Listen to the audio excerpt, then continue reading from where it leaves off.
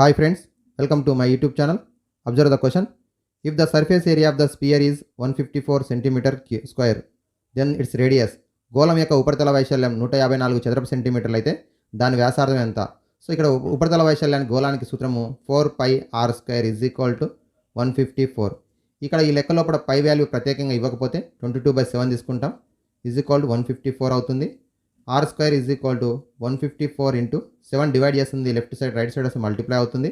అలాగే 4 మల్టిప్లై చేస్తుంది 22 కూడా మల్టిప్లై చేస్తుంది లెఫ్ట్ సైడ్ రైట్ సైడ్ వస్తే డివైడ్ అవుతుంది. సో 11 2ల 11 1ల 11 4ల క్యాన్సిల్ అవుతుంది. అలాగే 2 2ల 2 7ల కూడా క్యాన్సిల్ అవుతుంది. సో 7 7 49/2 2 4 ఇది స్క్వేర్ అవుతుంది r². అయితే మనకు కావాల్సింది వ్యాసార్థం కావాలి కాబట్టి √49/4 that is equal to 7/2 3.5 centimeters. Option 4 is the correct option. Thank you. Like, share and subscribe my YouTube channel.